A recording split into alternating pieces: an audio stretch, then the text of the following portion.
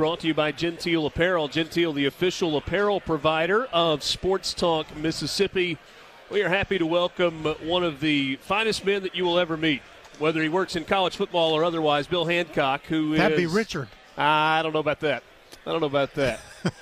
Executive Director of the College Football Playoff, at least for a little while longer. Congratulations, I think, is the right way to say that on the announcement of your retirement. Is congratulations in order? Congratulations are in order. Condolences, maybe. A pat on the back to say you're doing the right thing.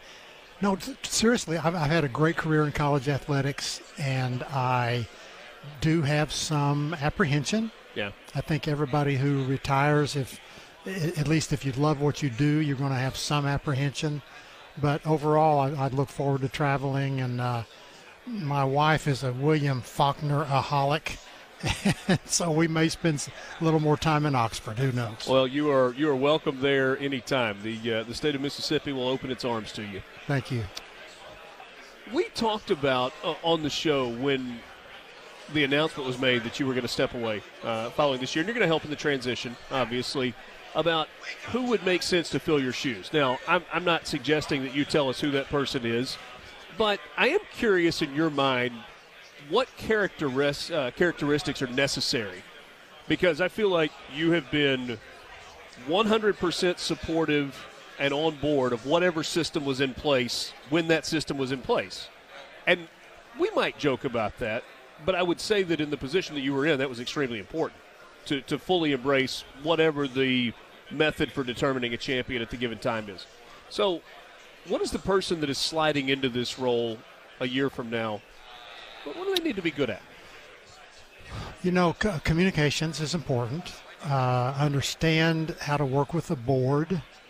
And our board over time changed. Well, the personnel changed. The membership changed. That changed the chemistry in the boardroom. But I think they would have some choices of someone who comes from athletics, like I did. Right. Or maybe someone, if you look at the jobs that have been filled around the country, someone who maybe comes from the business world. I think maybe more promotion, more marketing might be somebody they might look at. I know that they will have lots of choices of lots of good people because it's a really great job and a fun job. But there's a lot of different ways they could go.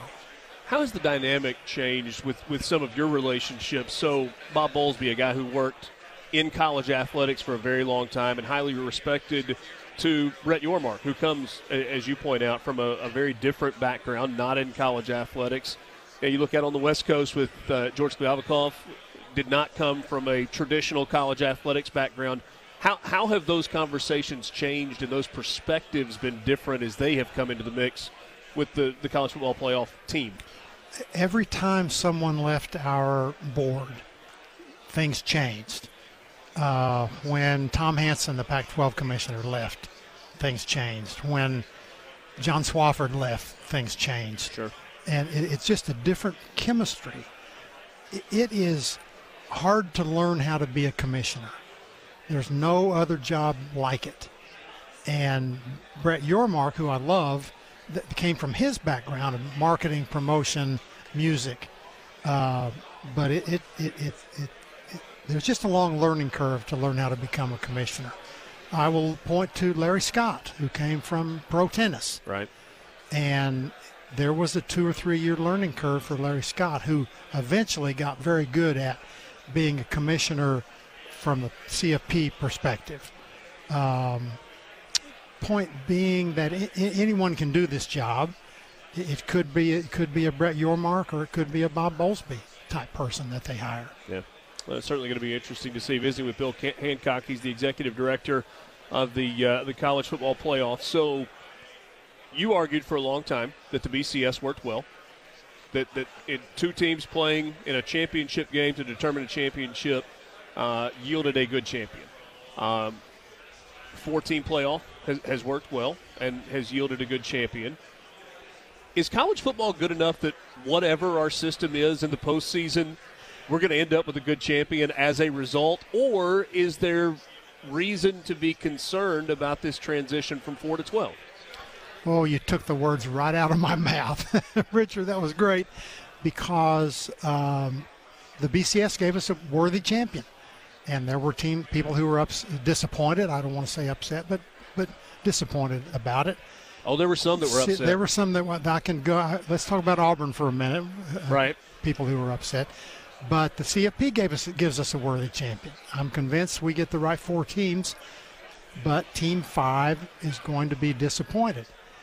And when we get the new playoff, Team 13, or it'll really be Team 7 at large, who doesn't get in, will be disappointed. Just like in the 16 years I've spent with the Final Four, men's Final Four. Team 65 was disappointed. And I wouldn't have it any other way. That's a good thing. It is a good thing that people are disappointed. And my point is that we have an event that people want to participate in. So whatever it is, BCS, 4, 12, people are going to be disappointed if they don't make it, and that's a good thing. I'm convinced that there's only one flaw in the formula that we have going. Now, this is without having seen it play out. But to not have on-campus games in that second weekend. So you have the top 4 teams that get a bye in the first round based on deserving. But then teams 5, 6, 7, and 8 have the opportunity to host a game on campus. And just based on what we see with on-campus atmospheres throughout the entire season, it just feels like those environments are going to be unbelievable. Just as good as we've ever seen in terms of pageantry and having that campus feel. But then it becomes a little more sterile in the next round, and I wonder about those top 4 teams not having that opportunity as well. A couple of things that play at that. You need to remember that in the first 2 years, in 24 and 25, we are already committed to having the quarterfinals and semifinals and bowl games. That's because of our current contracts run through what we call year 12. Okay. And so those games are there by contract. I don't hear any talk about potentially changing in the 26th regular season, to your point, but I'm sure that kind of thing will be looked at as we move forward. The home games will be fantastic. Fantastic. The thing about having quarterfinals at home is you're talking New Year's Day and a lot of times there's not any students on hand. Students are gone home. Right. And would they come back for a quarterfinal CFP game? Maybe. I don't know the answer everywhere, but in this conference, answer is yes. They would come back. Yeah, I get that. So the question is, would you come back to a college town for New Year's Eve and a college football playoff game in your home stadium? I think the answer is yes. Well taken. Well taken. People have also said to me, well, the top 4 teams don't have an opportunity to play at home. Well, yeah, but they get a bye. Right. And they're trying to win a national championship. Pretty good trade-off. But those home games are going to be fantastic. Yeah. And we're looking at it from the perspective of if you went back and recreated everything as a 12-team playoff from 2 years ago when Ole Miss was last in the Sugar Bowl, I think they would have been the 8th seed, and so they would have hosted a game at Vaught-Hemingway Stadium, late December, and we were just thinking it would be unlike anything you've ever seen in Oxford. Talking about it, trying to advance in the college football playoff, just incredible. And I don't want to diss what's happened in Oxford forever, because there have been some great home games at Oxford. Yeah, no question. As we know. Yeah. This could probably top them, every one. Yeah.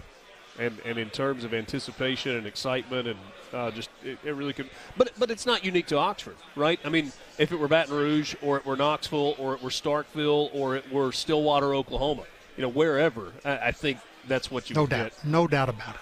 Are you excited about moving to this next phase to 12 teams? Yes, very excited. Part of what we do, people see me and they think, oh, well, he's the guy with the selection committee. Well, yeah, that's a big part of my job. But a bigger part of our staff's job is putting the games on. Right. And those games don't just happen. And so we have a lot to do in getting ready for the first-round games. How many tickets go to the visiting team? Where does the visiting team fan sit?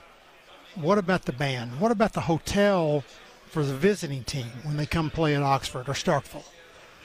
Where do they stay? Is that ticket number is that an exact number, or is it a percentage of capacity? It's going to have to be an exact number, we think. Yeah, and we're looking at somewhere around 3,000, 3,500, 4,000, somewhere in there. But those are just a few of the little things. What about the size of the visiting team locker room? I've never been to the visiting locker room at Ole Miss. I will tell you, there are some in the SEC that are good, and there are some that are not. And I think we'll have to leave it there as we're up against a hard break.